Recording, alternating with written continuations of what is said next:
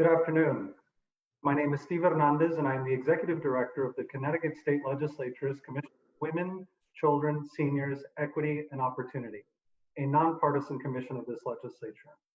It is my special honor today to bring the first of our series of virtual town hall meetings called Reimagine Democracy, a series where we will discuss all issues related to our democracy, civics, and how it is that we can reimagine our roles in improving the democracy in which we occupy. Today is a special day, and we have a distinguished panel of speakers that will be joining us after our keynote. But I am especially grateful and especially honored to introduce our keynote speaker for today, Mr. Richard Rothstein. Richard Rothstein is a distinguished fellow of the Economic Policy Institute and a fellow of the Thurgood Marshall Institute of the NAACP's Legal Defense Fund and of the Haas Institute at the University of California, Berkeley. He is the author of The Color of Law, a forgotten history of how our government segregated America.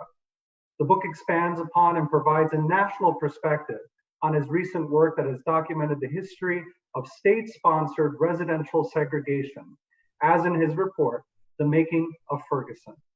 He is the author of Grading Education, Getting Accountability Right, and Class and Schools, Using Social, Economic, and Educational Reform to Close the Black-White Achievement Gap. He is also the author of The Way We Were, Myths and Realities of America's Student Achievement. Other recent books include The Charter School Dust-Up, Examining the Evidence on Enrollment and Achievement, and All Else Equal, Are Public and Private Schools Different? Areas of expertise really do include education, race, and ethnicity. To say that the state of Connecticut is in a crossroads is truly an understatement.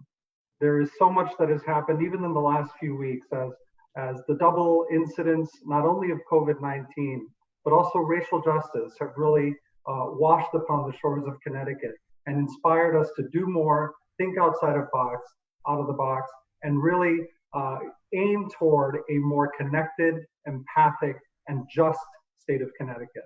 So without anything further, and to begin this conversation, I turn the mic now to you, Richard Rothstein. Welcome, sir. Thank you very much, Stephen. Let me begin by reminding us all something we all know, that in the 20th century, we had a civil rights movement. It began by challenging racial segregation in colleges and universities. Then in 1954, challenged legal segregation in elementary and secondary schools. That Brown versus Board of Education decision then gave stimulus, impetus, inspiration to a movement of activism. We've heard a lot about it recently, commemorating the life of John Lewis. It engaged in marches and demonstrations and civil disobedience. People lost their lives in that struggle. And by the end of the 1960s, we had come to a national conclusion. Not everybody agreed, but to a national conclusion that racial segregation was wrong. It was immoral, harmful both to blacks and to whites, incompatible with our self-conception as a constitutional democracy. How can it be that at the end of that period, that movement, that civil rights movement, that we left untouched the biggest segregation of all, which is that every metropolitan area in this country is residentially segregated? I've lived in many of them. Every one that I've lived in had clearly defined areas that were either all white or mostly white, clearly defined areas that were either all black or mostly black.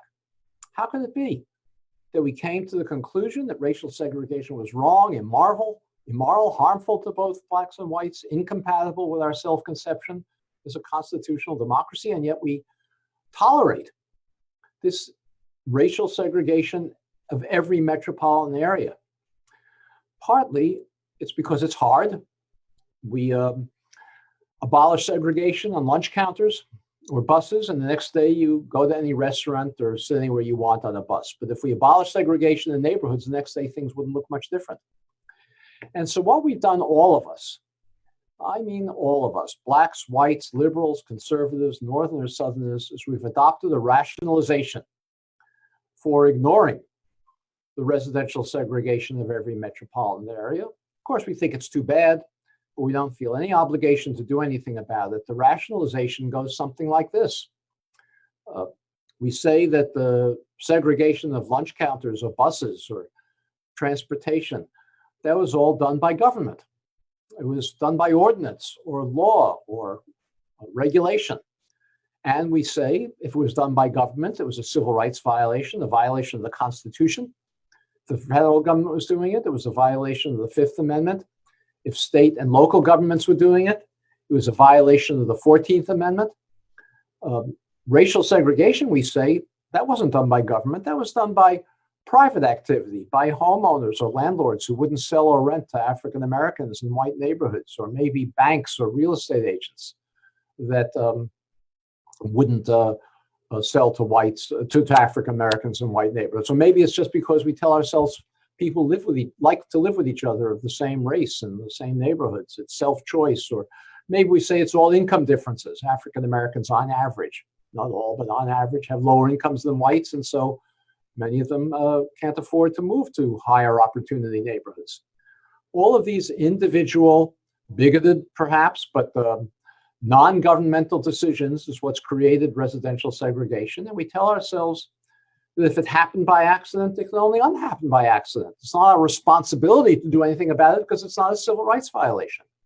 We give a name to this rationalization. We all use this term. We say we've got de facto segregation, something that just happened in fact, not in law. Well, as you heard from Stephen's introduction, I spent most of my time up until the last few years studying education policy. I wasn't involved in housing policy or residential segregation. I spent a lot of time in the 1990s and 2000s criticizing the dominant education policy of the country. It was a policy that said that the reason that the African American children on average, as well as other low-income children, achieved at lower levels than white middle-class children was simply because their teachers had low expectations of them. They didn't try very hard.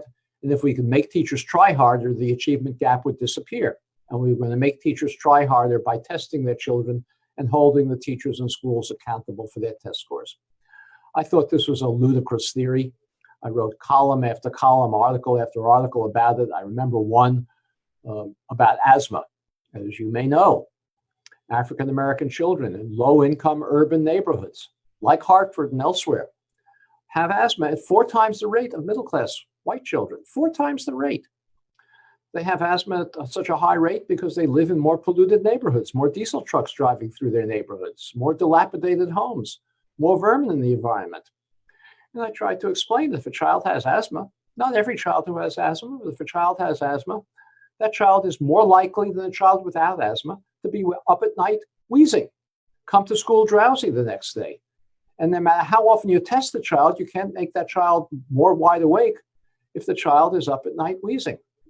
If you had 2 groups of children who are identical in every respect, except one had a higher rate of asthma than the other, that rate would inevitably have lower achievement. And you can go through example after example of the conditions that low-income children, disproportionately African American, in segregated low-income neighborhoods have that affects their achievement levels. Asthma, lead poisoning, homelessness, economic insecurity. When you add them all up, you've explained the achievement gap. And then I began to realize that it's one thing if a child has asthma or lead poisoning or homelessness or economic insecurity. It's another thing if every child in a school has one or more of these conditions. How can such a school ever be expected to achieve at the same level as a school where children come to school healthy and well-rested and well-nourished and in secure homes? Obviously, you can't expect it. We did in a national law called No Child Left Behind, but you can't reasonably expect those schools to achieve at the same level. Well, this is what I was thinking about some 10 years ago. We call schools where children are concentrated with disadvantages such as those I described, we call them segregated schools. And schools are more segregated today than they ever have been in the last 50 years in this country. And the reason they're more segregated is because the neighborhoods in which they're located are segregated. So I began to think that maybe neighborhood segregation was a school problem. That's how I came to this work that led to this book, The Color of Law. And then in 2007, I read a Supreme Court decision that involved two school districts, Louisville, Kentucky, and Seattle, Washington. Both of them had a very trivial choice program. They allowed parents to choose which school in the district their child would attend, but if the choice was going to further exacerbate segregation, that choice would not be honored in favor of a choice that wouldn't do so. So if you had an all-white or mostly white school and both a black and a white child applied for the last place, the black child would be given some preference, help to desegregate the school. Not do much, but a trivial amount. But the Supreme Court denounced this program, said you couldn't do such a thing. It was unconstitutional. The controlling opinion was written by Chief Justice John Roberts. He explained that the schools in Louisville and Seattle are segregated because he said the neighborhoods in which they're located are segregated.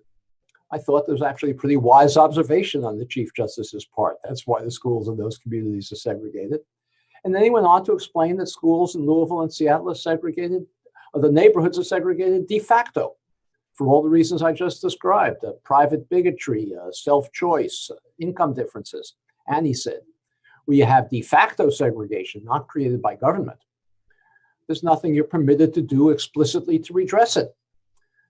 Well, I read that decision. As I say, it involved the districts of Louisville, Kentucky, and Seattle, Washington. And I remember reading about something in Louisville, Kentucky some years before, where a white homeowner in a single-family home in an all-white suburb of Louisville called Shively had an African-American friend living in the center city of Louisville, renting an apartment. The African-American friend was a decorated Navy veteran, had a wife and a child, wanted to move to a single-family home, but nobody would sell him one.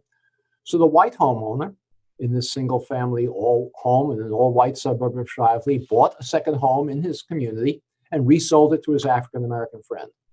And when the African-American friend moved in, an angry mob surrounded the home, protected by the police. They threw rocks through the windows. The police made no attempt to stop them. They dynamited and firebombed the home. The police made no attempt to stop them. But when this riot was all over, the state of Kentucky arrested, tried, convicted, and jailed with a 15-year jail sentence the white homeowner for sedition, for having sold a home in a white neighborhood to a black family. I said to myself, this doesn't sound to me much like de facto segregation. If the police, the criminal justice system, the courts are being used to enforce racial boundaries. And I looked into it further, and I found there were hundreds and hundreds and hundreds of cases in this country, not just in border states like Kentucky, but in Connecticut, in Massachusetts, in New York, in Chicago, in Detroit, in Los Angeles, and San Francisco, where police protected mob violence drove African Americans out of homes that they had legitimately purchased or rented in white neighborhoods. Every one of these, where the police failed either to stop it or in many cases led it, promoted it, created the mob violence. Every one of them was a 14th Amendment violation, a civil rights violation that requires us as American citizens to remedy it. Well, I began to look into it further, and I found that it wasn't just state-sponsored violence that maintained racial boundaries in this country. But in the mid-20th century, there were many, many federal, state, and local policies that were designed racially explicitly, not the unintended consequence of benign policies, but racially explicit policies that were designed to ensure that African Americans and whites could not live near one another in any metropolitan area in this country.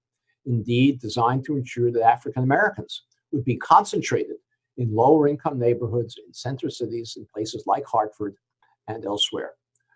Well, let me spend a few minutes this afternoon describing some of the most important policies, but there were many of them that government followed to create not a de facto system of segregation, but a de jure system of segregation, an unconstitutional system of racial boundaries that still exists today. Perhaps the most powerful one was the actions of the Federal Housing Administration and Veterans Administration in the period after World War II to move all white families, white working class families who at that time were living in urban areas, renting apartments, to move them out of those urban areas into single family homes in all white suburbs like that suburb of Shively that I described before. And you're familiar with all these suburbs. Perhaps the most famous of them is Levittown, east of New York City, but they ring every metropolitan area and everywhere in the country. The builder, William Levitt of Levittown, could never have assembled the capital to build his idea of 17,000 homes in one place, a new community of 17,000 homes in one place. No bank would be crazy enough to lend him the money to do that. We weren't a suburban country at that time. I'm talking about the post-World War II period. The only people living in suburbs at that time were affluent people. Working families, middle-class families weren't living in suburbs. The banks thought this was a crazy idea. Nobody would want to move to a place like this. He didn't have any buyers. He just wanted to build 17,000 homes and hope to sell them. The only way that Levitt and any of these other builders could build these communities was by going to the Federal Housing and Veterans Administrations, submitting his plans for the development, the materials he was going to use, the architectural design of the homes, the layout of the streets, and an explicit commitment never to sell a home to an African American in this all-white neighborhood. The Federal Housing Administration and Veterans Administration even required Levitt to place a clause in the deed of every home prohibiting resale to African Americans or rental to African Americans. Those deeds still exist to this day, not only in Levittown, but in communities all over this country, in Connecticut and elsewhere. Levitt proceeded with this bank guarantee to build these homes. This requirement was not the action of rogue bureaucrats in the Federal Housing Administration or VA. It was a written policy of the FHA that the VA adopted. The Federal Housing Administration had a manual distributed to appraisers all over the country that was designed to instruct appraisers when they could recommend for a federal bank guarantee the application of a builder for a new subdivision. The manual was explicit that you couldn't recommend a federal bank guarantee for a subdivision that was going to sell to African Americans. The manual went so far to say that you couldn't even recommend an all-white development if it was going to be located near where African Americans were living, because that, in the words of the manual, and I'm quoting, would run the risk of infiltration by inharmonious racial groups. That's what the federal manual said. This notion of de facto segregation is utter nonsense.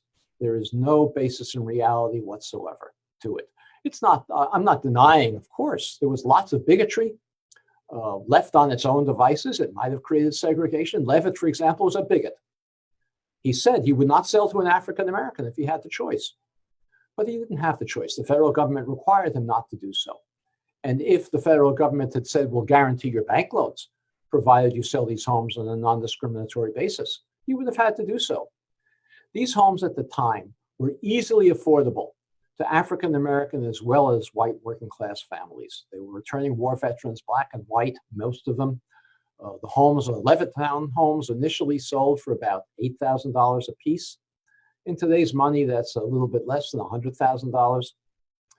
White working class families, returning war veterans, were able to buy those homes. African Americans were prohibited from doing so, had to remain renting in urban areas.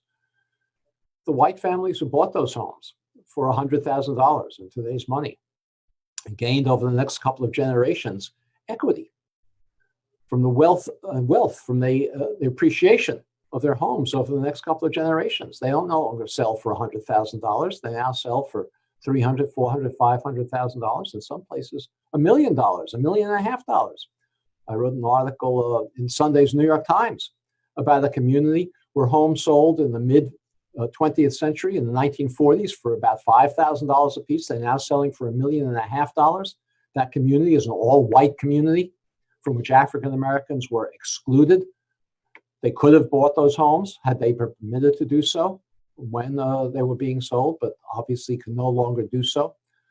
Well, the white families who gained that wealth from the appreciation and the value of their homes use it to send their children to college. They use it to finance medical emergencies, perhaps temporary unemployment. They use to subsidize their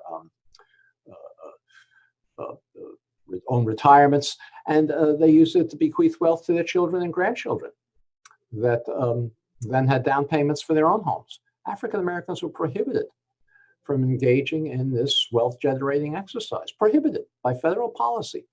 The result is that today, while African American incomes on average are about 60%, 60% of white incomes, African American wealth is only about 5% of white wealth.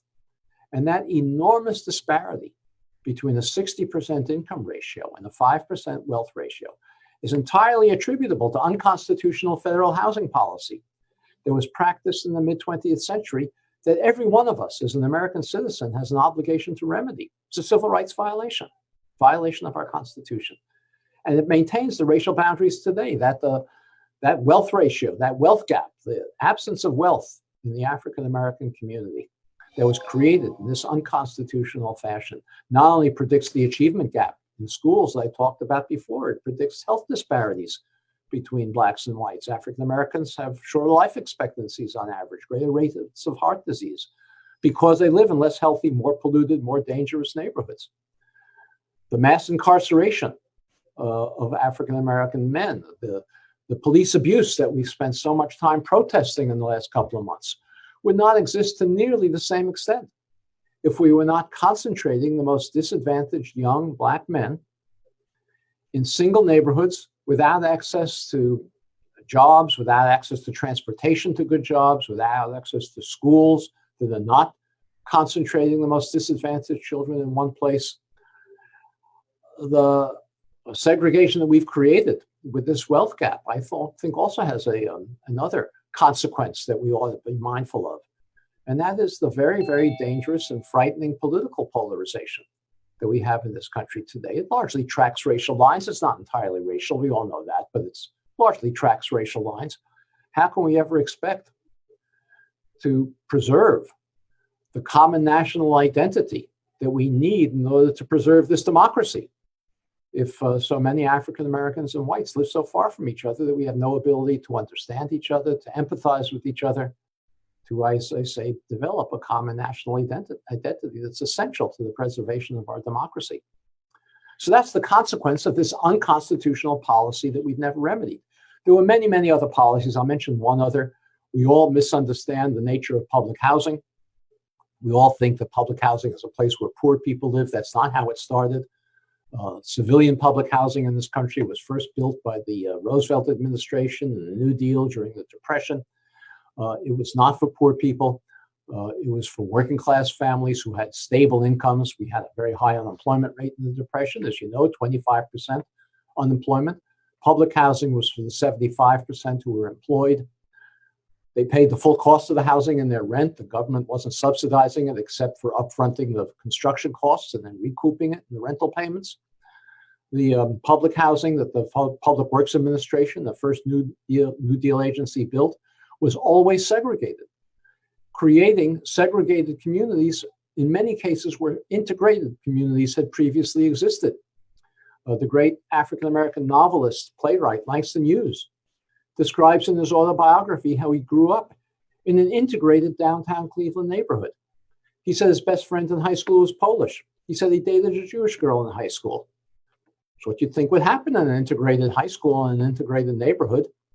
The Public Works Administration went into that neighborhood, demolished housing, and built two separate projects, one for whites, one for African Americans, creating a pattern of segregation there and elsewhere with other projects like that in the Cleveland area that persists to this day. In my book, The Color of Law, I like to, where I can, talk about self-satisfied smug places that think they're better than others. One is Cambridge, Massachusetts, not so far from you. The area between Harvard and MIT, the Central Square neighborhood, was a fully integrated neighborhood in the 1930s, about half white and half Black. Public Works Administration demolished housing there and built two separate projects, one for whites, one for African Americans. And with those and other projects elsewhere in the Boston metropolitan area created a pattern of segregation that exists to this day. During World War II, hundreds of thousands of workers flocked to centers of war production to take jobs in war industries that hadn't existed before during the Depression. They overwhelmed the communities where they flocked to.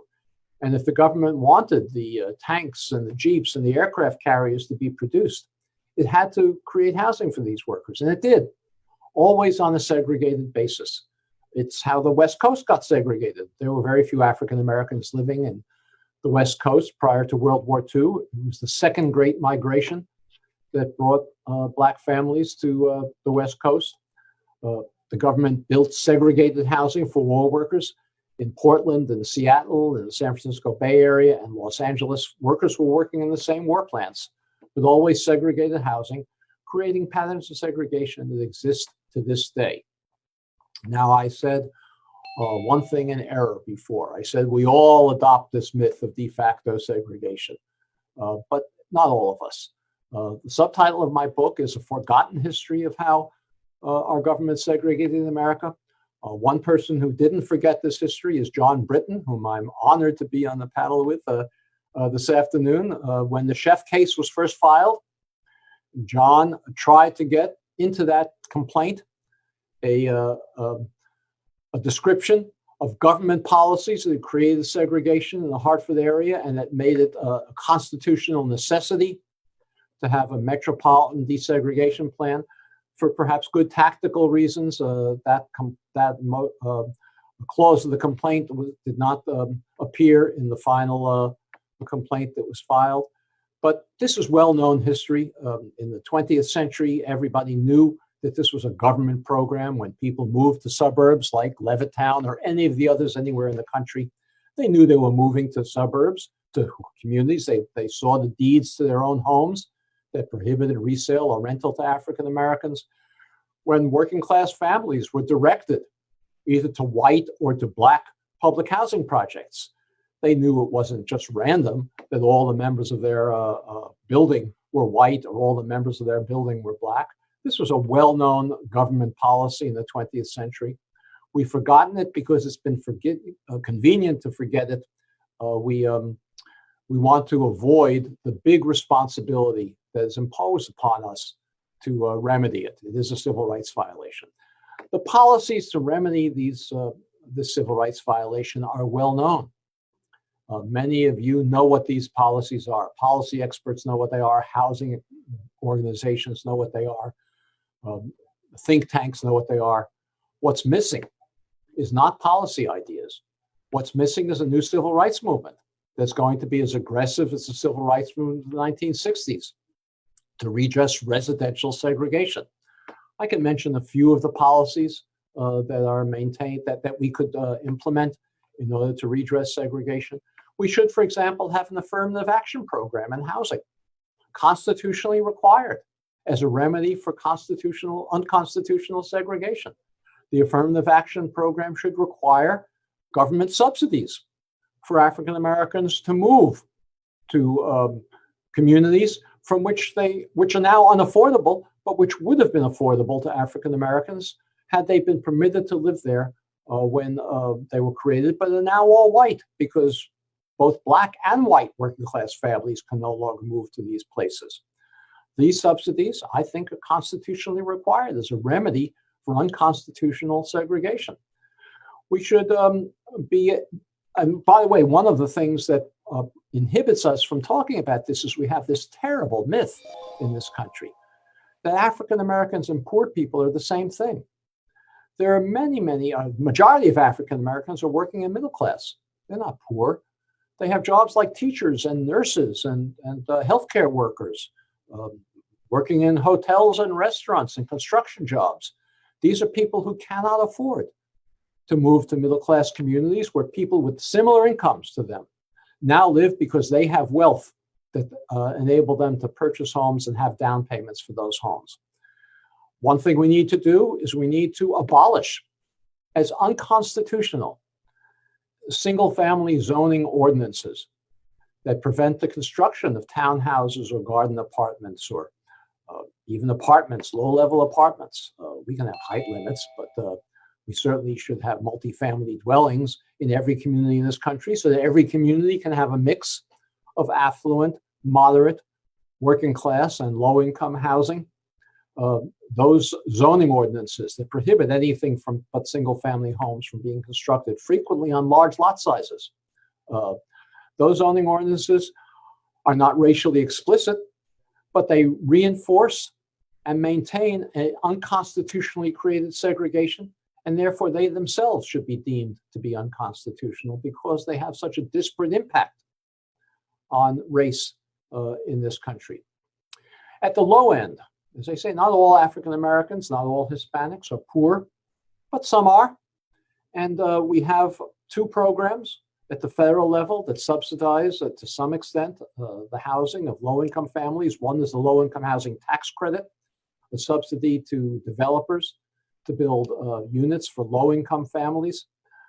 The Treasury Department that administers this program places a priority on placing low-income housing tax credit developments, units, in already low-income neighborhoods, reinforcing their segregation.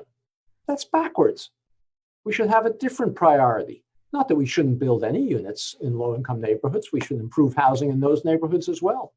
But we certainly should place a priority in placing more of them in high opportunity places where there's access to transportation and good jobs and grocery stores that sell fresh food, where they're not, people with disadvantage are not being concentrated. We should create subsidies for middle-income families, working-class families. We don't have any. Right now, when we have an inclusionary zoning program, we do a very, very unhealthy thing of mixing in a single project the most affluent market rate families and the poorest families. That's not a formula for racial harmony. We need a graduated distribution of families by income in these projects so that people of different races with whom they have more in common and can get to know each other and have more productive relationships. We have no subsidies at this point for people who can't afford housing, even though they are too wealthy or their incomes are too high. They're not wealthy at all. Their incomes are too high to qualify for the subsidies for low-income families. The Section 8 voucher program is another one that typically, not always, and as you know, we have some very creative mobility programs for Section 8 voucher holders who wish to take advantage of them to move to higher opportunity neighborhoods. But in most of the country, most Section 8 vouchers are used to reinforce segregation because they're usable only without these mobility programs, only in existing low-income segregated neighborhoods. So the policies to redress segregation are well known, no mystery about them. We do need, of course, to do much better a job. We're not doing any job hardly at all of enforcing the Fair Housing Act without the aggressive work of fair housing centers like some of those in your state. But we're not doing any kind of job in federal enforcement of the Fair Housing Act. There have been a number of recent exposures of the extent to which the real estate industry still steers families by race to race-specific neighborhoods. There's no action taken against such real estate agencies. The licensing agencies in states like Connecticut should be lifting licenses of real estate agents who engage in steering. They shouldn't just be giving them warnings or documenting the fact that there's a percentage of families that get steered. We should be doing testing studies that identify specific violators of the Fair Housing Act and taking action to lift the licenses of those who do. So there are many, many policies that we should be following in order to redress segregation. What's absent is not policies. What's absent is a new civil rights movement that's going to be aggressive as to use the words of the late John Lewis, aggressive in making good trouble around the issue of residential segregation as it was in the 20th century to address issues of public accommodation segregation, of voting rights, of interstate transportation, of other areas like that. I'm hopeful, let me say, I'm hopeful that a new civil rights movement can emerge. We're having a more accurate and passionate discussion about race in this country than we ever have before had in American history. There's a much broader understanding of the legacies of slavery and Jim Crow that provide the foundation for understanding the constitutional obligation that we all have to redress segregation. And I'm hopeful, not confident, but hopeful, that out of that greater understanding, particularly expanded in the Black Lives Matter demonstrations that have taken place in the last couple of months, I'm hopeful that we can move beyond addressing police malpractice, which of course we have to keep a focus on, but also on the underlying cause of so much police abuse, and that is the residential segregation that exists in every metropolitan area. I want to thank you for your attention. And Stephen, I'd be glad to answer any questions or participate in this panel to the extent you want me to do so. So thank you. Thank you so much, Richard. You know, one of the things that is so striking about your dissertation is really you start to see the connections between something that was done, as you so elegantly described, and you think of disaster, you know, in the current context of Connecticut, you think of disaster resilience, you think of educational outcomes, public health, and public safety. And what I mean by that is public safety, sometimes even from the institutions that are to keep us safe. It seems to me that your call to action, which is really one of upholding constitutional principles and righting a civil rights wrong, is exactly the right place to start this conversation. So I'd like to open up the conversation to the rest of the panelists, if I may. I know you can't stay with us for the entirety of our time together, but we really would like to have as much of a conversation with you as we can. And I'd like to start firstly with Senator Gary Winfield. Gary, in a lot of ways, was the early inspirer of several of the conversations that we have had in the commission around these topics. And we've worked for many years together on issues related to some of the very things that you described. So Senator Winfield, welcome. We'd love to hear some of your reflections on what we have just seen and heard. Thank you, Stephen. Interesting. You know, as I'm listening, I'm thinking about the title that we chose to have for this event. Our laws are monuments. Our laws are monuments. And thinking about the conversation we're having nationally around monuments. And the removal of monuments and what that means, and thinking about the recent fight we had in Connecticut over police accountability, the not so distant fight we had over the affordable housing statute, and the way that those conversations have been framed, and trying to figure out, given what I just heard, what I think about all of it. And I know that there's often a thought about rewriting history by removing monuments, as if what we see with those monuments is accurate history.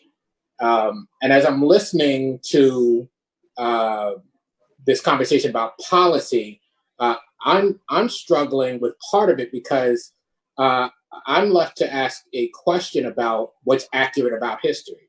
So as I'm listening to this, I'm listening to things like the issue with the young Black men, for instance, and the police has to do with segregation. But I think it's deeper than that. I think it's not accurate to say that that's the cause, right? Because it was said that is at the root of this. And I think the root is somewhere different. And I think it's important, and I'm not going to go too deep. I want to just give a little bit of framing that I hope that the others respond to. I think it's important because even when we think about those monuments, I read a book, this book by Edward Pollard, that is about the lost cause. And he actually wrote 2 books about the lost cause, and he helped to frame the conversation that we now have in America. And I'm thinking about the notion that history is forgotten, and I don't believe that to be true. I think that particularly for the people who are on the wrong side of that history, it's never been forgotten. I think there's been an effort both in the monument conversation we're having and in a policy conversation we're having to write history a certain way. Pollard was explicit about the fact that he was rewriting the history of the Civil War. When you think about what happened, for instance, in the police accountability conversation, there was a very deliberate attempt to rewrite what the problem was. When you think about what happened in the 830G fight, there was a very deliberate attempt to rewrite what the problem was. And I think that as we explore this conversation, as we go forward, we need to touch on that a little bit, because I think that's really where this root is, because people's identities are tied into the structure as it currently is. And that is why I think there's this attempt to rewrite what history is, because if you don't rewrite what history is, then you have to ask different questions. You have to ask, if it's not true, the things that are being put forward by basically the majority, why then do we get here, and what the actual solutions are, and how do we recenter whose voices in these conversations? So I'll stop there and I'll come back later for some more. Thank you, Senator. Richard, as I think about what the Senator just said, I think about the oft-heard sentiment of the good old days. And for those of us who do this work, we deeply understand that there really has been no such thing. But I wonder in what ways, if any, the early efforts at segregation were a desire to rewrite the present and the future to match that history, that notion of the good old days that Gary Winfield is describing. In what ways were segregation a self-fulfilling prophecy? Unmute. There you go. Yeah, I don't understand the question. Are you referring to the good old days, the Make America Great days? Is that what you're referring to? Well, there is an element of that, of course, of history repeating itself, but I'm referring even to the initial efforts at segregation. You describe communities that were desegregated at one time. And these early efforts, which were, I imagine, was the beginning of the 19th century, end of the 18th century, to really double down on segregation. In what ways was that an effort to rewrite history and rewrite the future of the country in the way that Gary is describing? Well, you mean the beginning of the 20th century and right, the end of the 19th century. Well, as we know, I think most of us know, Reconstruction was terminated beginning in 1876 when there was a disputed election. I hate to talk about that. Disputed presidential election in which a compromise was made that resulted in withdrawal of federal troops from the South that were conducting an ongoing liberation of African Americans in the post-Civil War period. And it gradually spread throughout the country. The first Southern Democrat to be elected president of the United States was Woodrow Wilson in 1912, after the Civil War, the first after the Civil War. He was a Southerner, segregationist, militant. Prior to that time, the federal service had been an integrated civil service. In the previous Republican administrations of McKinley and Teddy Roosevelt and William Howard Taft, African Americans were hired into the federal civil service on an equal basis with whites. There were many African Americans who were supervising whites in the civil service. There was nothing thought untoward about that. When Wilson became president, his administration began a process of segregating the federal civil service for the first time. It didn't begin after the Civil War. It began in 1913 when Wilson took office. Curtains were placed in federal office buildings, separating black and white clerical workers. African Americans were fired if they happened to be supervising whites. And there were many who were supervising whites at that time. They were fired. Separate washing facilities were set up for African Americans in the basements of federal office buildings. Well, one of the largest federal departments at that time, if not the largest, was the Navy Department. The official responsible for creating segregation in the Navy Department was the Assistant Secretary of the Navy. His name was Franklin Delano Roosevelt. And I'm not suggesting that this was Roosevelt's idea or that he would have done it on his own, but he certainly didn't object. The Democratic Party that came to power in 1933 in the New Deal was a segregationist party, not just in the South. The entire party was a segregationist party. African Americans voted Republican in the 1932 election. They didn't vote for Roosevelt. They voted for the party of Lincoln. They've switched to the Democrats in 1936 because, as I described before, they were getting benefits in the New Deal. They were segregated benefits, but prior to the New Deal, they'd been getting no benefits. So they got jobs in the Works Progress Administration and WPA projects, segregated work units. They got housing and public housing, segregated public housing. prior to 1933, there had been no benefits for African Americans. So it's not as though this was inevitable. It was the result of defeat of Reconstruction, of the defeat of, we now call them the radical Republicans, who insisted on enforcing the rights of African Americans in the former slave states. And we're still living with the consequences of that, really a 25-year history of the New Deal and then Truman's Fair Deal. They began to roll it back a little bit in the Truman administration with the desegregation of the armed forces. But basically, this was an implementation of the federal government primarily. I'm not suggesting, and I don't want to be exaggerating this, I'm not suggesting this was the only cause. As I said earlier, Leavitt was a bigot. If left to his own devices in Levittown, for example, he would have sold only to whites. But he wasn't left to his own devices. His bigotry was possible to flower only because the federal government embraced it and actually required it. So it's a complicated history. But let me say one thing about Gary's comment about policing. I didn't mean to suggest that the police would be non-discriminatory if it wasn't for racial segregation. But the concentration in single neighborhoods of the most disadvantaged young men creates a situation where police forces act like occupying forces.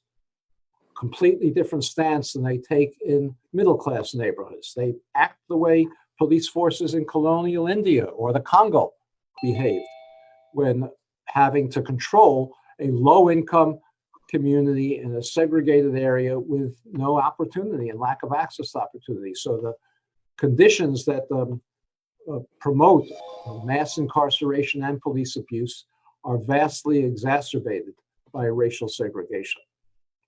Thank you, Richard. So I'm going to keep moving along the panel here just so that I don't lose track of you. And Anika Singh, back to now and what this series of events and these series of intentional actions that have been committed against the people in order to create the system in which we have now. You're a scholar in this work. First, please introduce yourself and where you are affiliated, and then we'd love to hear your reflections on what was presented. Okay, thanks, Stephen. I'm Anika Singh Lamar. I'm a professor at the Law School where I teach a community development clinic. And when I'm not representing fair housing advocates, affordable housing developers, and the like, I write about zoning and land use, my particular interest. I think it's a kind of lawyerly thing to do, to kind of think in categories and buckets. So I've got kind of 3 buckets of thoughts that sort of maybe frame a conversation about the present. Because as Richard ended with his kind of laundry list of policy reforms, we can't sort of talk about this purely as history and not think about what it implores us to do today. And the first bucket for me is about reparations. I think we've got to at least put it out there. There's no response, there's no reasonable response to the fact that at the time of an enormous expansion in the American middle class and in a time of wealth building for the middle class, our federal government handed dollars, cash money to white people that it did not hand to Black people. And to say that we can somehow address that today in a race neutral way seems pretty darn unlikely.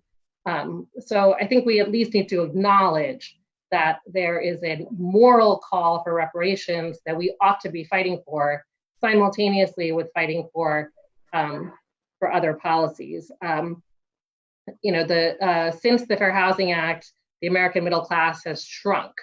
And what that's to say that between World War II and the passage of the Fair Housing Act, when only white people got these basically free houses from the federal government, you had an expanding middle class, and then since then you've had a collapsing middle class. There's no way to address the racial wealth gap without being explicit that we are talking about race. But the second thing is that in addition to reparations, there's a whole slew of policy reforms that we need to undertake because we have policies in place today that double down on that history of segregation. So if you were to do an assessment of what the state of Connecticut does, that basically says, we had segregation, we had racially explicit segregation, we're going to perpetuate it and exacerbate it today. And how do we do that? We do that in 169 different highly segregated towns. We do that through highly unequal education spending. We do that through concentrating poverty in our schools. And we do it through land use and zoning. I mean, we're kind of privileged to live in a time where we not only have Richard writing about the history, but we have social scientists examining the implications of what our land use and zoning laws do. And we are more aware today than we ever were that one, race neutral restrictive zoning codes were always intended to segregate, and two, that they do segregate. And we know exactly which policies result in segregation: single family only zoning, large lot zoning, and conditional approvals, where in order to build multifamily housing, you have to go through some kind of public hearings process, all lead to segregation. We know this. We know that the laws on the books are race neutral, but those hearings, those public hearings where you decide whether multifamily housing gets built, are oftentimes explicitly discriminatory. And that the planning and zoning boards deciding whether to permit multifamily housing, whether it's market rate or affordable, to be constructed, are channeling express racial discrimination as expressed by people who show up at those hearings and say things that are not distinguishable from things that our president says on Twitter about housing policy. So I think that's the second bucket. And then I think there's a third bucket here, which just gets at all of us as individuals.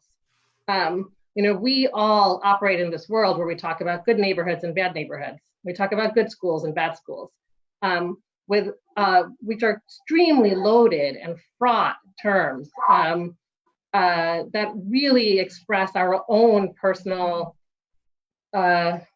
biases oftentimes, that we are willing and happy to describe schools that happen to be the schools that most Black children go to as bad. And I think that's something that we need to interrogate as well. So we need to sort of stop being racists ourselves and sort of choose the spaces that we choose to occupy and that we choose for our children to occupy.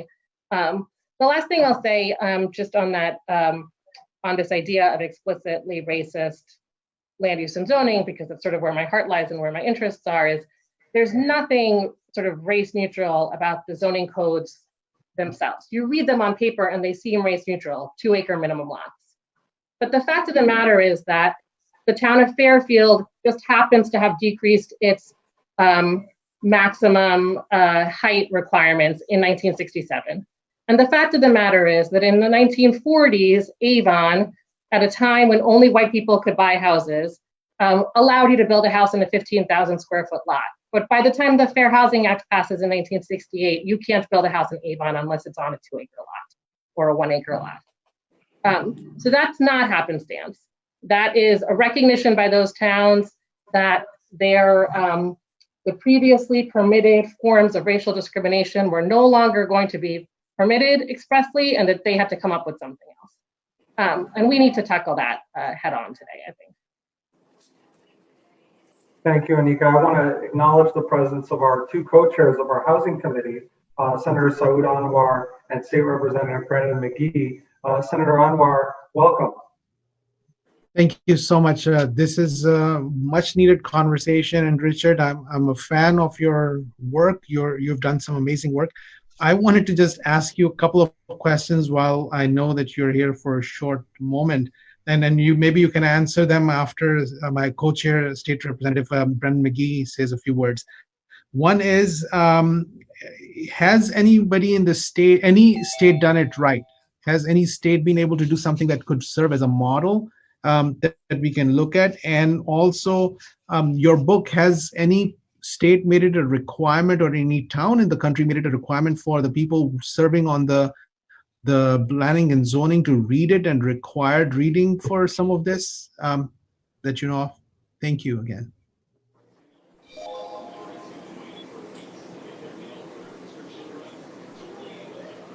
Richard, why don't we have you respond, and then we'll move on to Representative Brandon McGee. Oh, you want me to respond now? Okay. Sure. Sure. Well, there are certainly places, nobody has done it right, but there are certainly good initiatives that are taking place in various parts of the country, including Connecticut, the Open Communities Program that tries to assist families to move into higher opportunity neighborhoods is a good example of something that's being done right. In Maryland, Montgomery County has an inclusionary zoning program that requires a set aside of about 15% of the units. But then the Public Housing Authority of Maryland purchases 1/3 of those set aside units for its public housing program. And the evidence shows that the children who participate in that program in higher opportunity parts of Montgomery County do much better than children both in lower opportunity parts of Montgomery County and in public housing generally. We have mobility programs elsewhere in the country that provide added subsidies to African Americans, particularly, but also other low-income families to use Section 8 vouchers in higher opportunity communities. There are down payment assistance programs, some very small in the federal government. Some jurisdictions have adopted down payment assistance programs. They're all facially race neutral because everybody's terrified of the Supreme Court. I think they should be less so. I'd like to see more challenges. The U.S. Supreme Court defends its rejection of race-specific policies by denying the history.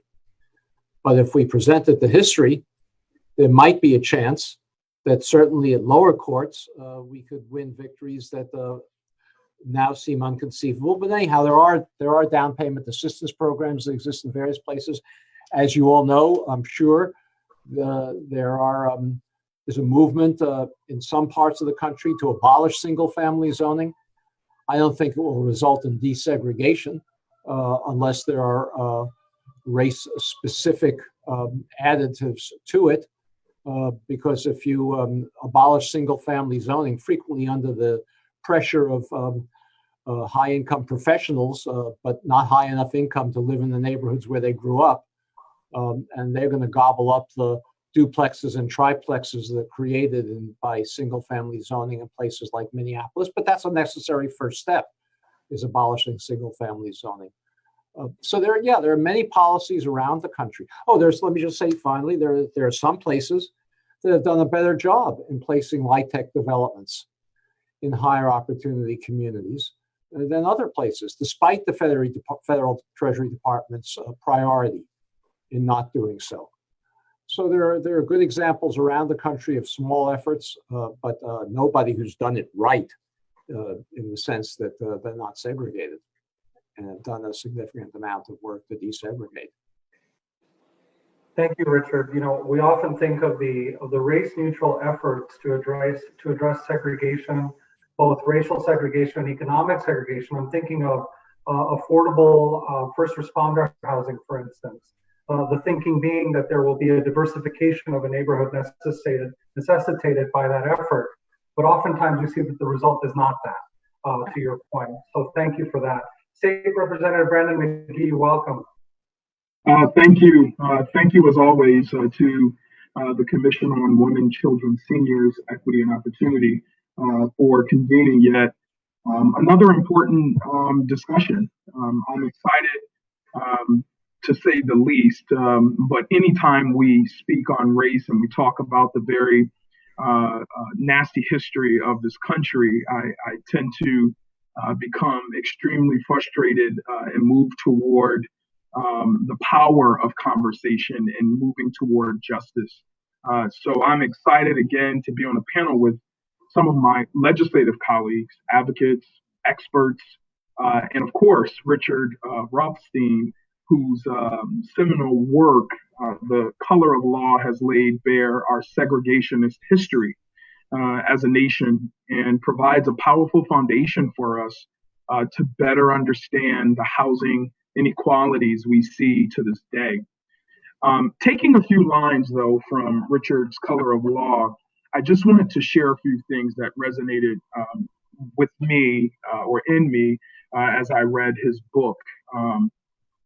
And I quote, today's residential segregation in the North, South, Midwest is not unintended consequence of individual choices and of otherwise well-meaning law or regulation out of unhidden public policy that explicitly segregated every metropolitan area in the United States. Another point that he brings up is today, however, most Americans understand that the prejudice toward and mistreatment of African Americans did not develop out of thin air. The stereotypes, attitudes that support racial discrimination have their roots in the system of slavery upon which the nation was founded. And lastly, and I think, Richard, you talked a little bit about this in your opening remarks, the Fair Housing Act provided for modest enforcement, and civil rights groups have used this law rather than the earlier statute to challenge housing discrimination. But when they did so, they lost sight of the fact that housing discrimination did not become unlawful in 1968. It had been so since 1868. And the reason I share those 3 points is I come from a different angle. I am on a panel with so many smart and bright minds, but I have been known to uplift the voices of those who we refer to as the long-term resident that have seen many developments or redevelopment, if you would, happen around them. But there's nothing happening in their community proper.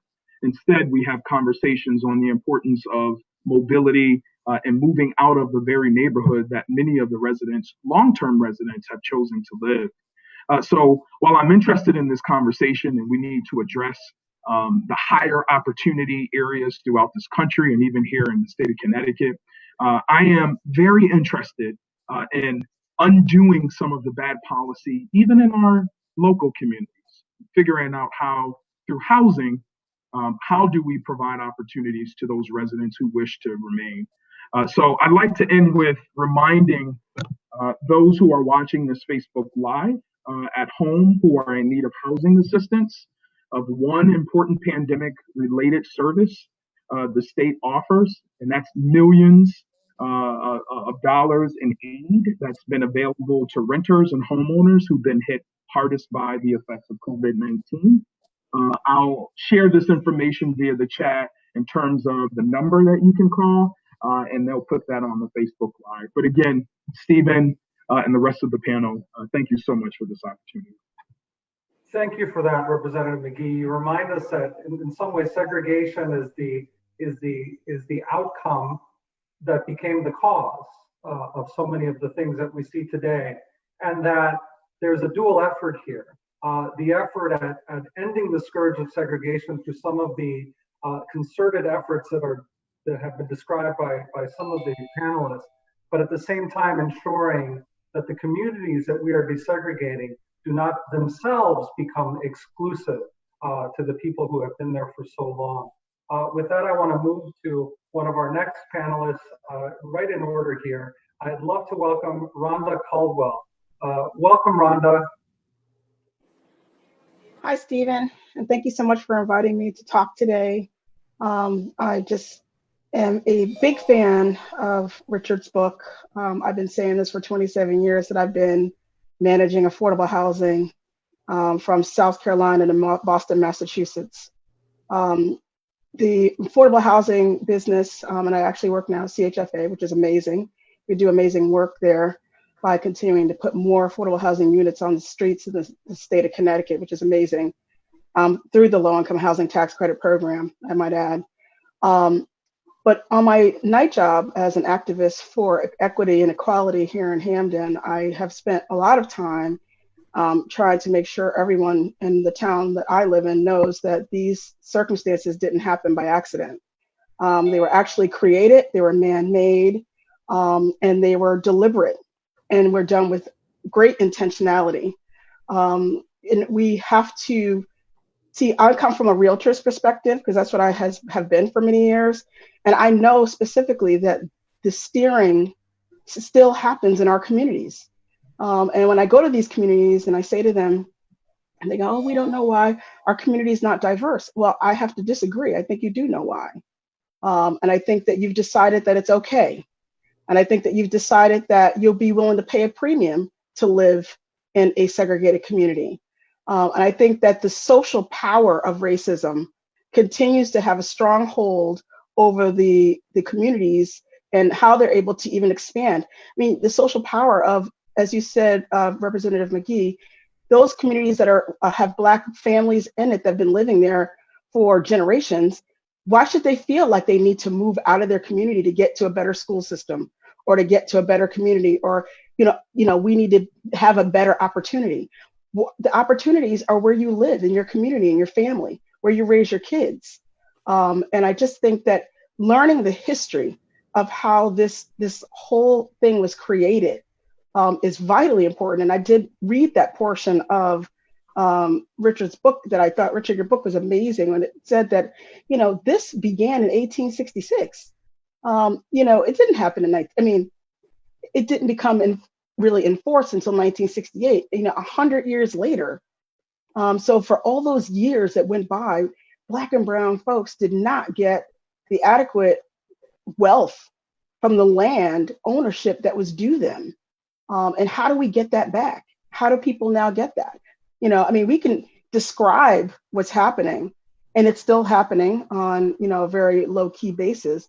But how do we get these monies and this wealth back to the community that was denied such for generations? And we see it now in these communities, even today. The communities that were redlined out are suffering educationally, financially, economically, and it all has become very apparent through the COVID-19 situation. It's just, I've always said to everyone when I said, yes, I love that we can describe and define how we got here, but we have to really call it out for what's happening in order for us to go to the next level and really heal it. And I just thank you again, Stephen, for this opportunity to be a part of this really distinguished panel. Thank you, Rhonda. The calling out and the intentional undoing, in a lot of ways, to Senator Winfield's point, our laws are monuments to the original sin of slavery. And Professor Britton, so much of your career, you have really focused your efforts on bringing those monuments down, or at least exposing them for what they are. Welcome, Professor Britton. Good afternoon to all the distinguished guests and the distinguished members of the General Assembly of Connecticut. I am a native nutmegger from Norwalk, Connecticut, graduated from Norwalk High School, finished law school in 1969, been involved in the legal profession for 51 years, following in the footsteps of Charles Hamilton Houston, the father of the Brown versus Board of Education theory that de jure segregation was inherently a violation of the 14th Amendment Equal Protection Clause of the Constitution. And Houston always said he kept one foot in the classroom teaching law and one foot in the courtroom litigating civil rights cases. I've been a dean, I've been a civil rights lawyer in Mississippi, I've been a professor where I am now at the University of the District of Columbia, and also I have been a family man, and I still have Connecticut running through the veins of my body. Richard took words out of my mouth when he talked about our Chef case back in the 1980s, decision in 1996. We had 4 counts, teaching 60 seconds of law.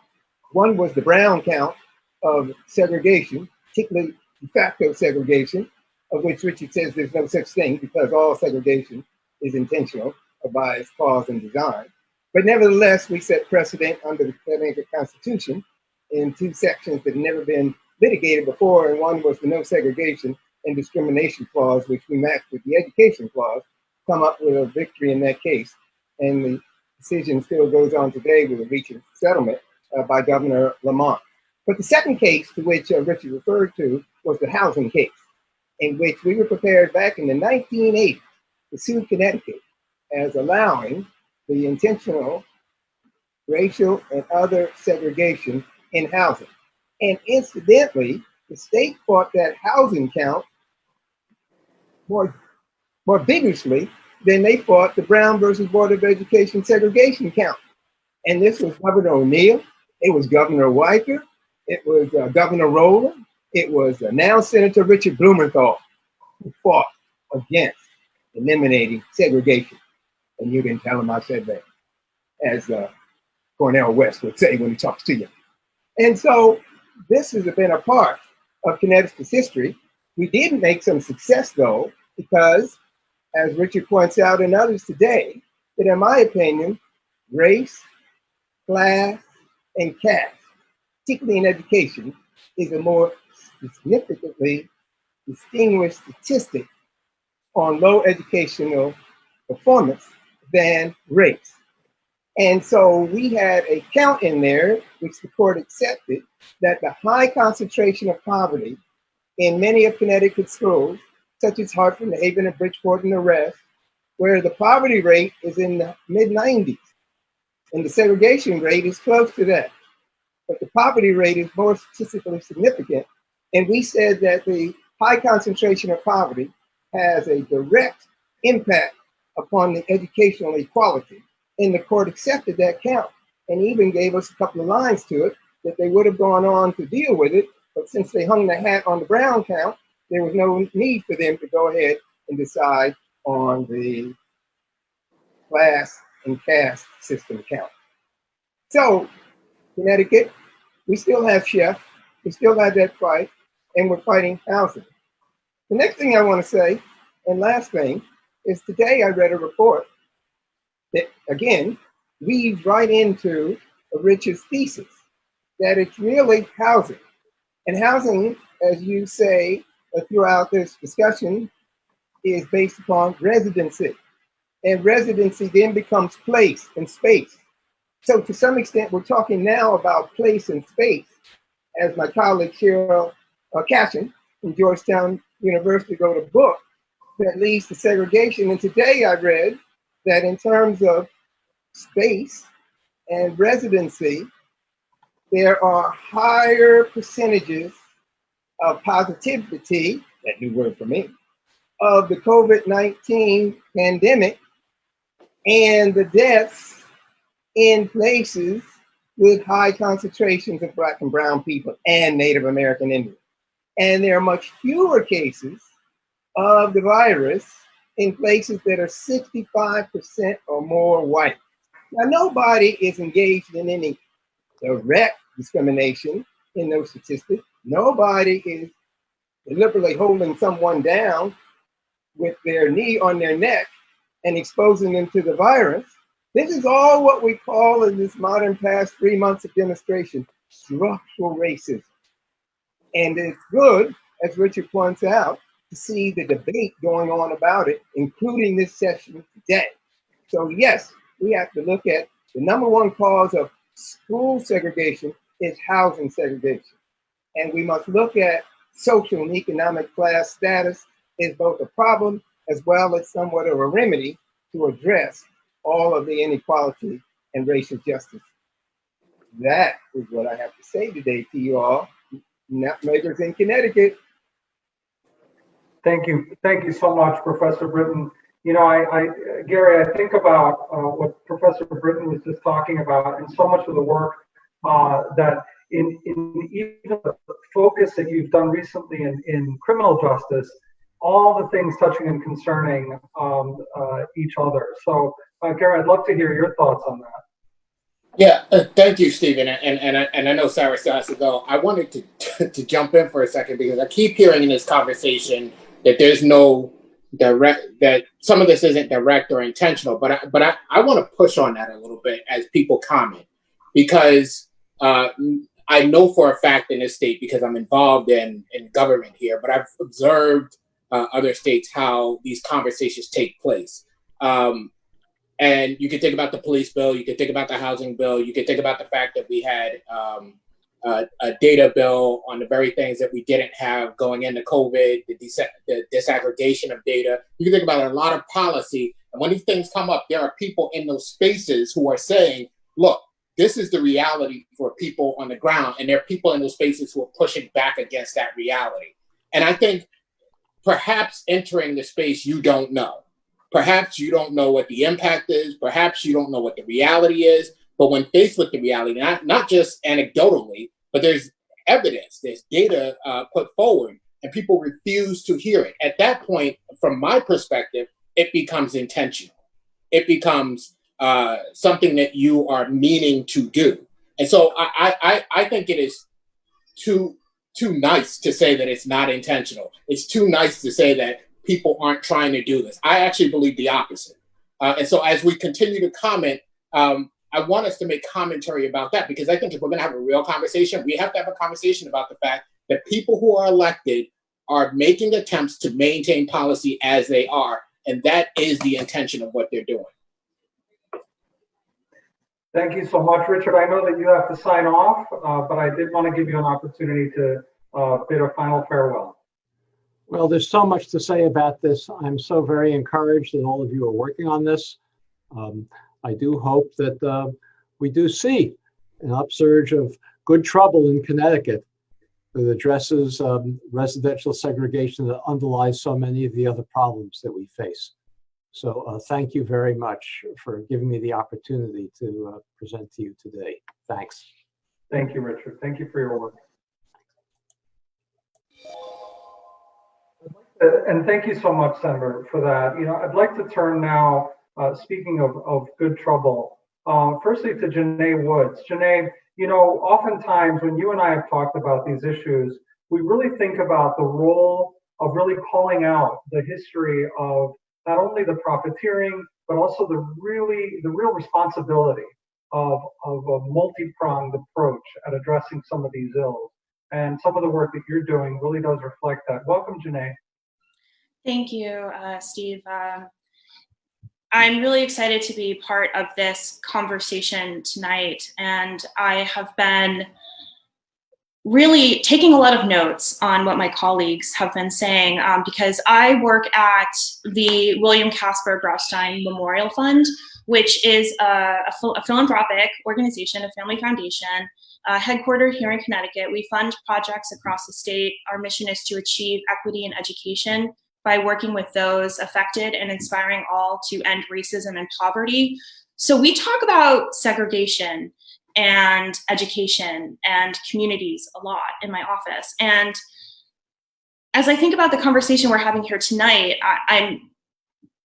Senator Winfield's question from the top of the hour is really burned into my mind, where he asked, are we asking the right questions about our history? And I think that is a really fair thing to ask, along with, are we also looking at segregation in the right context? And tonight we've talked about words like race neutral or bigotry or discrimination, but we need to be really explicit and say that the context is white supremacy. This is what we're talking about. It isn't just simply racism or bigotry or prejudice. It is a systematic operation that exploits and steals the labor and wealth of Black people for the benefit of white people. And segregation, housing segregation, is a tool of white supremacy. And because of that, we do have a moral obligation. We have a justice obligation to really think about reparations as a tool for really beginning to somehow create restitution for those Black people who have been harmed by this ongoing system of white supremacy, because white supremacy is not an institution of the past, it's an institution right now. And we need reparations because we are not able to fill the gaps. Government cannot fill the gaps. I work in the private sector in philanthropy. I also used to work in nonprofits. Nonprofits cannot fill the gaps. There are all kinds of social and economic injustices that flow from housing segregation, inequity in education, food insecurity, health disparities. All of these things cannot be properly funded solely by government or by philanthropy or nonprofits stepping in. Those are Band-Aid solutions. So we need to address root causes. And as we think about addressing root causes, I think we also need to be really explicit about why we need to address segregation, because the issue isn't that Black people need to be in proximity to white people in order to be successful, just like Black students do not need to sit in a classroom with white students in order to achieve. Segregation really impacts the flow of resources to these communities and also extracts resources from these communities that are never returned to those communities. And so I think that we really need to have an honest conversation with ourselves around like also what are the goals of trying to desegregate. And as we think about that, we need to, as Senator McGee and as Senator Winfield and as Representative McGee mentioned, we also need to really be mindful of who are our government actors. We tend to talk about the government like it's this mythical entity, like we don't know who's in it, but the government is made up of people from our communities. And I do believe that if we want to start to see real shifts, real transformative change, we need to creating pathways for people from the most disenfranchised, disempowered communities to become viable and integral parts of our political process so that they are sitting at the table and so that their needs are being centered. And maybe then we'll start to have some real conversations at a governmental level about the ways in which our laws, which might be race neutral on their face, continue to uphold this system of white supremacy that has had this country in its grips for centuries. Janae, thank you so much for that imagery of segregation, not only as a way to remove opportunity or to take opportunity away from African Americans, but as a way to funnel resources into specific areas.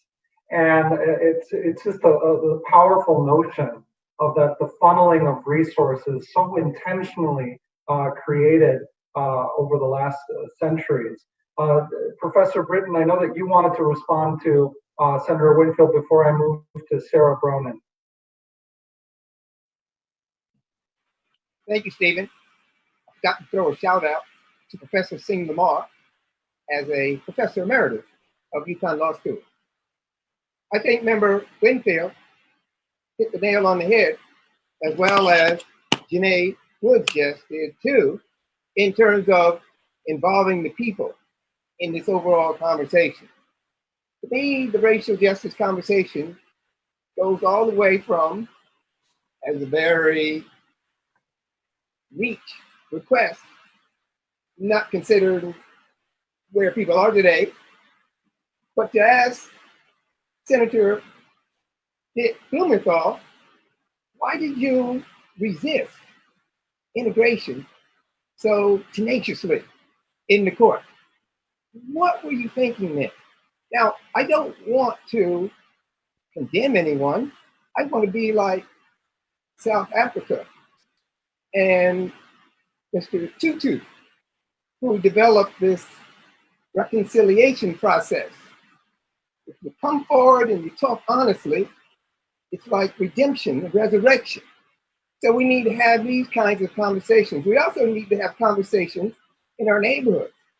I check myself that as much as I've fought for the advantages of both economic and racial diversity, all the way from schooling to housing to jobs to transportation and community, don't want to forget about the people in North Hartford. And I don't want to forget about them in the low-income housing development. And Member Winfield was putting his finger on that point, that as much as we talk about opportunities and integrated spacing, what are we going to do with the high concentrations of both racial and economic segregation? And that's where I go along with Ms. Woods and bringing in the community to talk also in this conversation stage based upon the George Floyd and Black Lives Matter protests over the last number of weeks.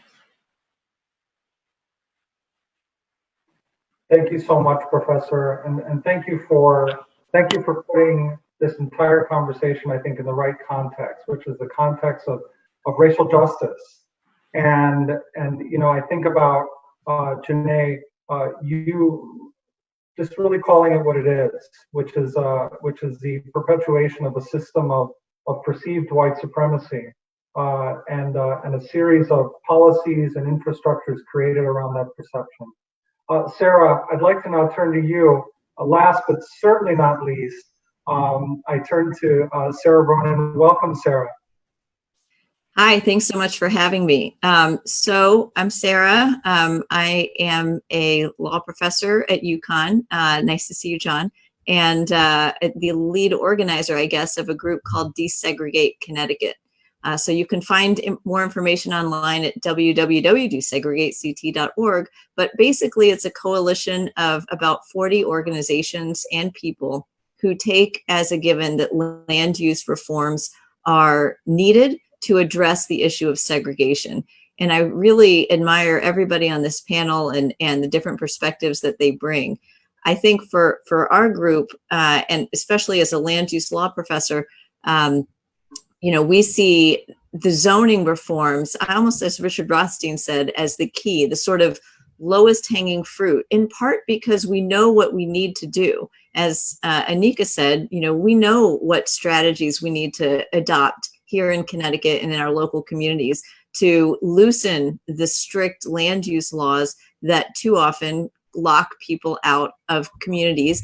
And I'm talking about within cities and in the suburbs and in rural towns across the board. We have bad land use laws that lock people out of opportunity. You know, I will also say that there are, to answer a question that Senator Anwar said asked before, there are states that even in the last few weeks have unanimously, in a bipartisan way, adopted exactly the kinds of legislative reforms that we're advocating through Desegregate Connecticut. And these reforms are, to me, very common sense: accessory dwelling units, zoning some amount of community for middle housing, which is 2 to 4 unit housing, allowing multifamily housing to, if it's allowed in a community, to be allowed without special permits and public hearings, like we know, raise almost explicit many times, but sometimes coded words for classism and racism, and so on. But Massachusetts and Vermont, two of our immediate neighbors, have had in the last couple of weeks one house of their legislature pass what looks just like our legislative agenda. And to me, it's very low-hanging fruit because we know what needs to be done. I do just want to mention, you know, one more thing about incorporating the feedback of many, and incorporating feedback and ideas of people in cities and outside. And I recently stepped down as the chair of the City of Hartford's Planning and Zoning Commission. In addition to overhauling our zoning code, which has now become a national model, we just won an award for it, for that nationally, but also in the state, we are the most inclusive. We have the most inclusive zoning code when it comes to housing, I think, in the state. So looking at that and going through a process, not only with the zoning code, but also through the city plan. I've met with thousands of our residents over the course of my tenure as chair. The one meeting that stuck out the most to me of all of that time was a meeting that I had through the city plan process. And it was with about 20 or so members of the Youth Service Corps. And for those of you who don't know, that's a work opportunity that's given to what we call opportunity youth, ages 18 to 24. And we wanted to get their feedback about how they wanted the city to go. What struck me about that meeting was that it was it revealed a sense of, and this was pre-COVID, this was back in March or February of this year, the sense of the constraints on their choices and the constraints on opportunity was palpable. And at a certain point, when we were talking about the opportunities that they had and wanted to have as residents of the city of Hartford, I asked them, wow, there's a lot of things that need to be improved, across the board here. And they had some really great ideas. But I asked them, I'd be interested to know if you would like to move out of Hartford. at some point. And every single one of them in that room raised their hands. And what they said was, this is not because I want to move. It's not because I, want to, that my friends and my network and my family is here. What we want is opportunity, and we don't see that we'll be able to have that as adults in the city. And so, there's a question. I know Representative McGee and I have talked about this too.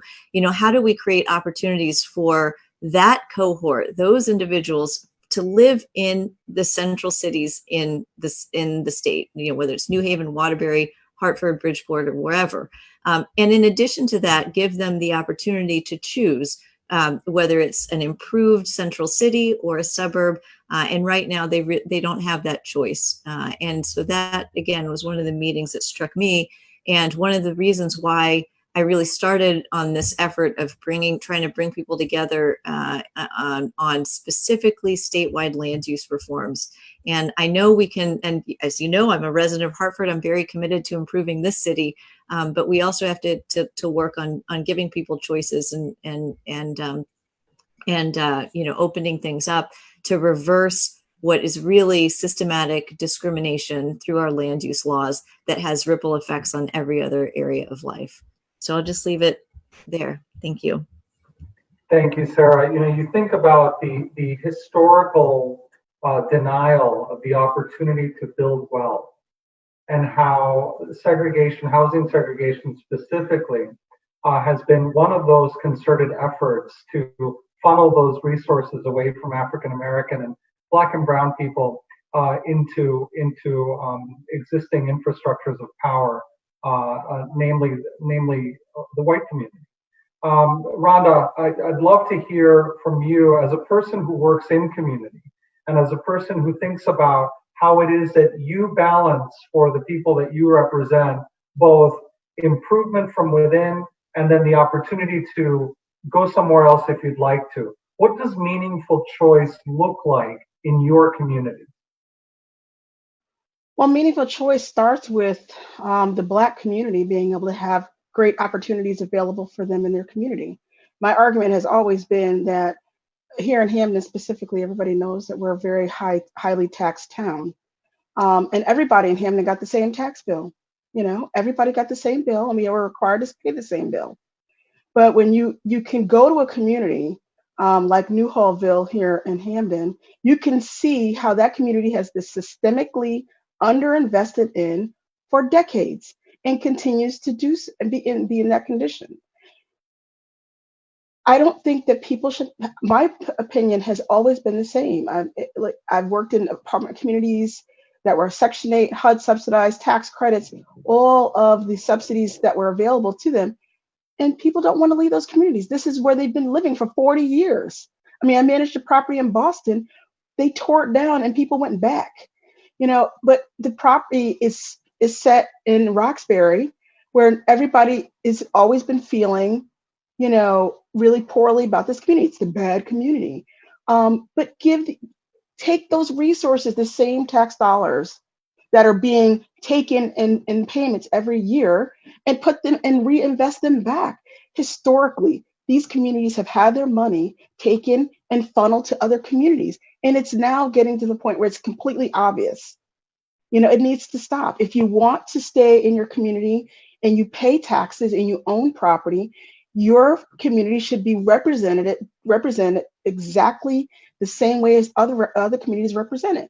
But when you again, like Janae said, if you live in a society that is driven by white supremacy, those monies come into a pool and the priorities are not in these communities. And until you can get representation of people from these communities who have the legal authority through legislation to funnel the money back down there, I don't see how we're going to be able to fix it.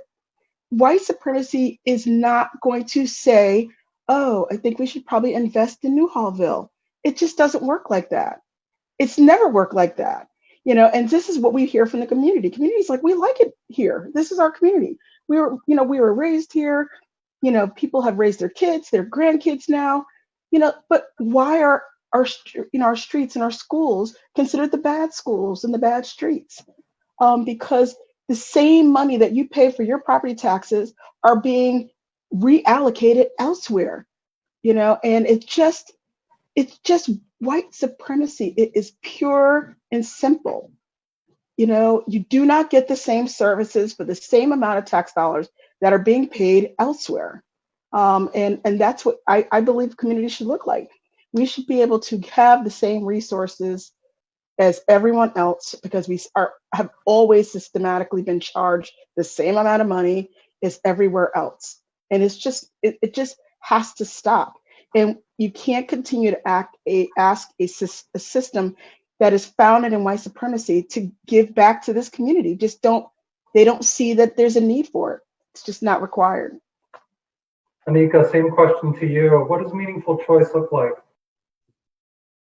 So I am hearing very much what Rhonda and what Representative McGee have said about the desire to invest in our cities and ensure that people who live there, who want to stay, can stay and access opportunity where they are. I live 3 blocks from downtown New Haven. You'd have to drag me kicking and screaming to move to Guilford. I don't want that. And I understand that lots of people don't want that for the same reasons I don't want that, and for other reasons. But I also want to be real for a second. The reason now Senator Blumenthal fought Professor Britton so hard on those segregation claims is because the current system works very, very nicely for well-off white people who live in Fairfield and Greenwich and Glastonbury and West Hartford and Avon, and I could go on. The current system is the system that allows them to collect tax dollars, largely in the form of property taxes, and spend them where they are on other white people. That is how they perpetuate it. So it's not just that white supremacy is sort of in the ether and we breathe it in. It instantiates itself in the structures that we occupy.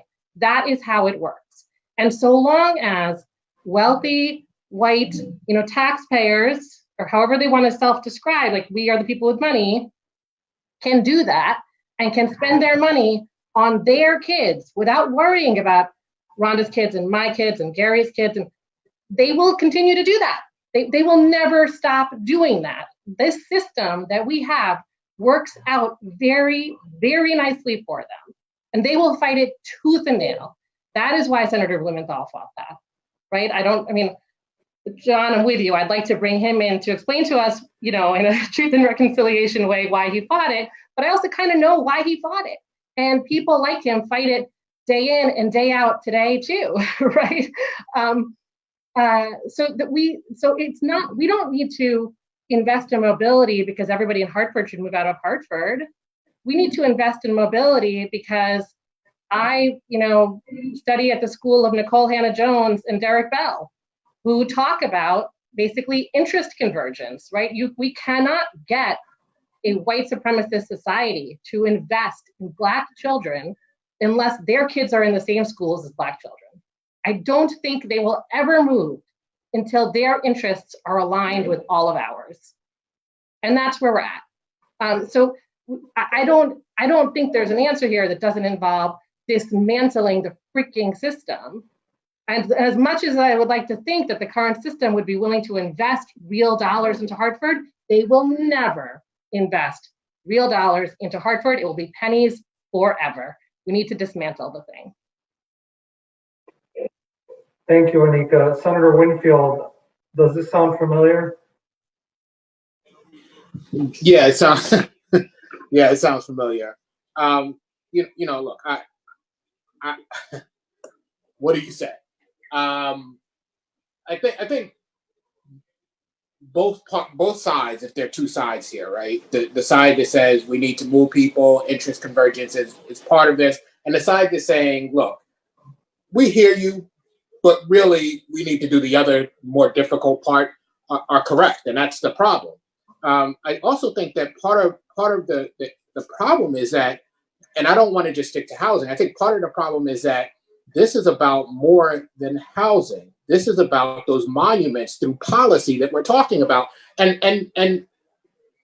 Anika is right. They will fight tooth and nail. But the other side is not as willing to fight in the ways that I think they believe they are. So what I mean by that is, you know, oftentimes when you get into these conversations, there's the implication, at least in the minds of some people, that you're calling them racist, right? And as soon as that happens, the conversation shuts down, people make apologies. I don't actually care about whether the individual is racist. I care about whether or not we're acting in an anti-racist way, right? If you think about Ibrahim Kendi's book and some of the things he's been talking about, I think that's the more important conversation, particularly in the governmental space, right? So I don't care if you're racist. If you're holding up the system, that's what matters. If you're doing things that allow for the not only the holding up of the system, but the growth of the things that we've been talking about, that's what matters. And somehow we've been cowed about using the word racist, right? Like, so I won't call you racist, but you certainly are holding up a racist system. You certainly are making sure that it grows. You certainly are doing those things. And I think we cannot be afraid to have those conversations, because the other side is not afraid to do what they're doing. I was the chair of housing several years before either of the two housing chairs who are currently sitting there. And we had a hearing in New Haven where we were talking about the affordable housing statute. It was myself and Larry Butler. I was the senator, Larry Butler was the representative. And almost to a person, the white folks who came to New Haven to talk about the housing policy we were intending to do wanted to remind us that they weren't racist. But they did use terms like those people and, you know, what the community looks like and all of these things that they're not the issue. The issue is they don't want certain people in their communities because they believe certain things about those people. The issue is they don't want to change their community. They believe, for instance, the way we talk about these monuments, they believe, many of them, strangely enough, that their communities have always been what they currently are, that they've been zoned the way they are. They're zoned that way in response to attempts to fix the problem. And one other thing I want to say before we finish at some point, you know, I said on the floor when we were dealing with the police accountability bill that there's a lot of talk about equity, but that's different than talk about liberation. And we don't have enough people in the policy space who are focused on liberation. And if you think about that picture that we keep talking about with equality, equity, and liberation, right? It's a good example. So at best, government is making sure that the pedestal you stand on is high enough to see over the fence, but it's not very invested in removing the fence itself. And that's the work that we have to be doing. And so I get there's a struggle between the two sides here, but we do need to be doing the work of removing the barrier, because you can put people into white communities and hope that you're going to spark in people a need to do something. But what I also know is that oftentimes when you put Black folks in those communities, even within those communities, there's still a difference, a huge difference. Even within the schools, they segregate inside of the school. So it doesn't fix the problem. I don't think you can fix the problem unless you fix the problem ultimately, but I recognize the importance of doing both parts. Thank you so much, Senator. Sarah, this is a question of priorities. Yeah, and I think Senator Winfield, you know, if you think you can do both, you know, our coalition, our group is ready and able and willing to advocate for the words on the books, right? For the laws on the books, because I think you're talking too about hearts and minds. And there's two parts of that. You know, I guess maybe I look at the laws because I'm a law professor, and I think we got to change the words first, or at least simultaneously.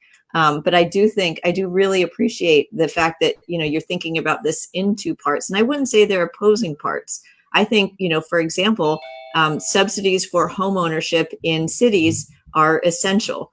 I think that they go hand in hand with zoning reforms, you know, in part because if you look at our cities, just using accessory dwelling units as an example, most of our cities, including New Haven, including Waterbury, including Hartford before we rezoned, don't allow for people to have these smaller units where they might be able to get a little income, age in place, you know, have their seniors especially have been, we talked about this at one of our recent Desegregate Connecticut meetings, you know, and that's not available to people in cities. That would be something that would enable people to stay in their homes and become homeowners if the zoning laws changed. At the same time, you need to do it on the front end where you say, you know, is it homeowner subsidies or other financial programs that you're moving, that you're changing in tandem with the zoning reforms. But I do think that the zoning reforms are so fundamental. They're so it's so obvious. The links are there. We're working with the Data Collaborative, with Data Haven, with UConn's Land Use Institute to really try to map this out for people, just visually, where people are living, where are the opportunities, and so on. So we will, do anything, if you're willing to take this on, the land use reform issue, anything you need, we're definitely here and would love to support it through data research, outreach, history lessons, whatever it is, we're on board. Thank you so much, Sarah. You remind me that, similar to the efforts around justice reform, this is an all hands on deck, and it takes technicians in the law, it takes advocates, it takes policymakers who see the overall umbrella and the arc of history, and it takes learned professors to really guide us through this multifaceted issue. So thank you for that, Sarah. Janae, I'd like to come back to you and ask you the question about choice that so many of us have been covering tonight. Thanks. I co-sign everything that my colleagues on this panel have said about choice, and it leads me to think about another question, which is choice for whom? Because when we talk about choice and desegregation, we're often talking about moving Black and Brown folks out of their segregated communities and having them integrate white communities. And when we are talking about this requires all hands on deck, it does. It requires soccer moms. It requires, dads who, work, in Hartford and come home to the suburbs at night. It requires everyday ordinary people, because I'm sure right now watching this broadcast, there are lots of nice white folks who do not live in segregated communities. They live in places like West Hartford, where their children attend schools with children of all different kinds of backgrounds. And they think, oh, well, I'm not participating in this system.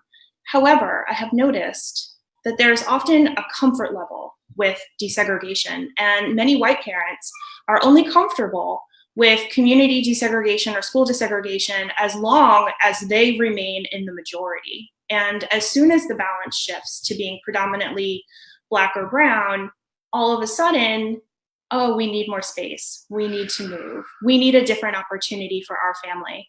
And I think that's something that's really important to think about when we think about choice. It's not just about the choice of folks who are in disadvantaged, disempowered, disinvested communities on where they live. It's also a choice about folks who are living in communities that are in the process of desegregating.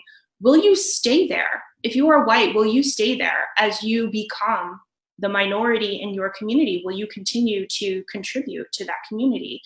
And I think that is a really important question to lift up, especially here in New England, where we like to think of ourselves as being more liberal than other parts of the country, although we're also Connecticut, so we're the land of steady habits. So there's sometimes an inherent tension there. But I think that that's an important piece of the conversation that sometimes we are too shy to have. Thank you, Janae. You remind me that one of our viewers noted earlier that there is a trauma that happens when a person and a family of color move into a majority white community, and the microaggressions that may or may not come from that community, but also the feeling of being the other, and how that perpetuates feelings of self-worth, feelings of trauma that have been ingrained upon underserved, forgotten, disenfranchised communities. Senator Anwar, I would welcome your comment. Thank you so much, Steve. So last time I did not speak too much. I wanted to get some question answered.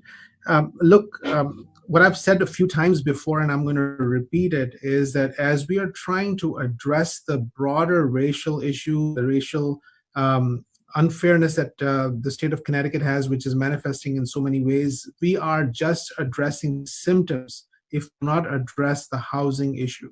Because this is the central part, whether it is to the law enforcement component, whether it is to the educational issues or economic justice or healthcare issues. All of them are centered around housing, and we will have to address the real disease, and the disease is to be through housing. The challenge we have is we know what the treatment is. We know what the therapy is. I think many of you have already highlighted what needs to be done after we heard from Richard. The challenge really is, how do we get it done with respect to getting the votes? This is a policy issue. The policy got us here, and the policy will get us out of here. The reality is that our colleagues, whether they are on the Democratic side or on the Republican side, more so on the Republican side, but they're not willing to have these conversations and addressing this. But it's across the board. People have unfortunately become too comfortable not recognizing the history and living in this perspective, as Richard called it, the de facto segregation, that people have made their choice of segregation, and they believe, and even to the point that his conversation actually touch on this, is that even the African American believe that it's a de facto segregation. Some of them do. And the reality from the historical perspective is absolutely not. We will have to have an intervention. Now the intervention has to happen. The best thing, if I don't move too much, the lights go off. If the interventions have to be made by education, it's a very slow process, because some of the people, they understand it, but they will never vote for something to fix this, because as Ms. Woods has clearly said, that it's benefiting them. Why would anybody want to give up their privileges?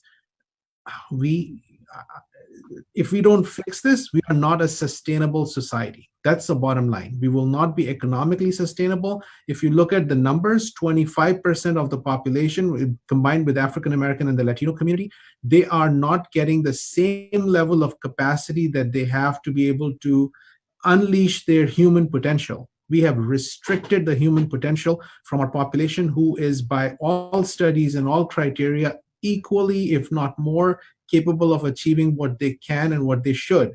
And then that's something that which society or which country allows a quarter of their population not to be able to thrive and expects to be successful in the world? None. It's only us. And this comfort zone that we have identified is a cancer, moral and also economical cancer, that is going to eat us up, and then we have to fix this. I hope people can listen to what we are talking about, and I think your conversation and this discussion is probably going to hopefully make some people think twice, but we have a lot of work to do it in a right legislative way. Otherwise, I don't know if there was going to be a fair housing related lawsuits that's going to come our way, because that's happened to other states. But we have to address this, and the status quo should be unacceptable. Thank you for having me in this conversation too.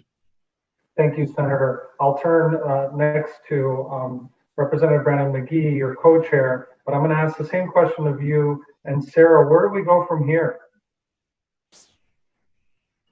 Go ahead, Sarah, so I can clean it up after. Well, I mean, I think, are we thinking big or are we thinking small? So, when we started this conversation through Desegregate Connecticut, actually just in June, I mean, this has really been ramping up very quickly over the last couple months. Some people said you're thinking too small. Some people said you're thinking too big. This will never happen.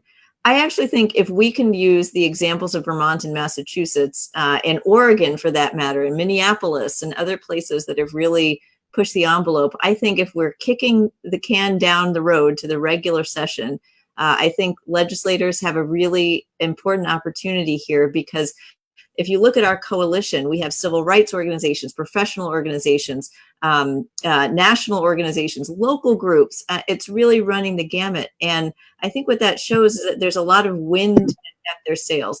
So whether it's, thinking about, some of the bigger things, I mean, they call it eliminate single family zoning. In some places, we could say requiring second units. In some places, we could say requiring towns to adopt middle housing. We could address the scourge of parking requirements, which is my personal, number one, but it's not, but it drives up housing prices, and it makes us have much less attractive communities and less walkable communities, these parking requirements. So there's a range of policy ideas, and I guess I want to know, from the legislative perspective, on this very narrow issue, statewide land use reforms. Do you want to go big? Because we'll be right behind you pushing for big. So yeah. Thank you. So Sarah.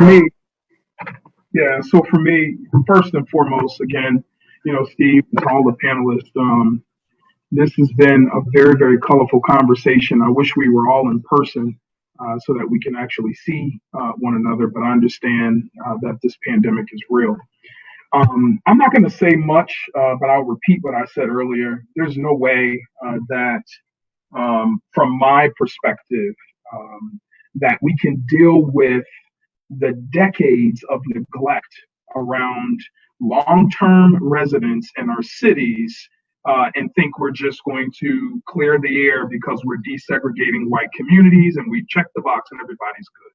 That's not how this works.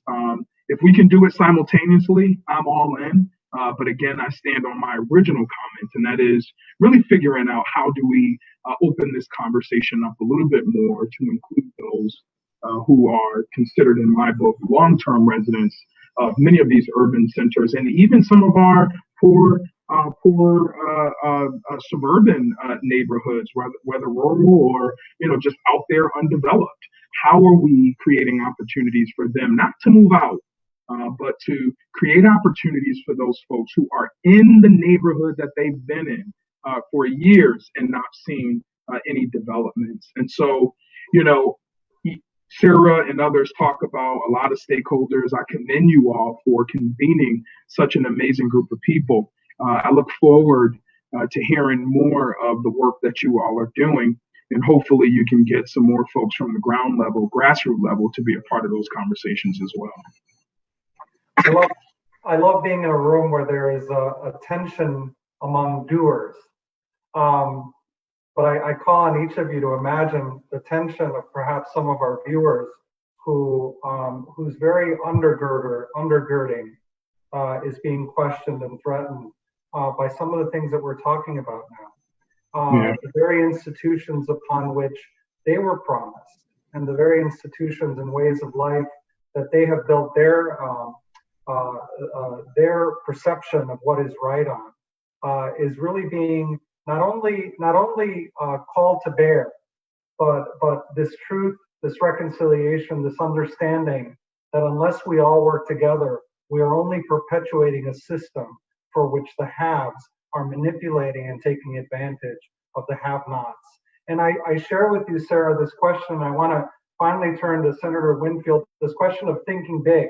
And it feels to me that in this tension between whether we promote desegregation in the suburbs or whether we reinvest in the cities, it seems that the think big answer is somewhere in the middle.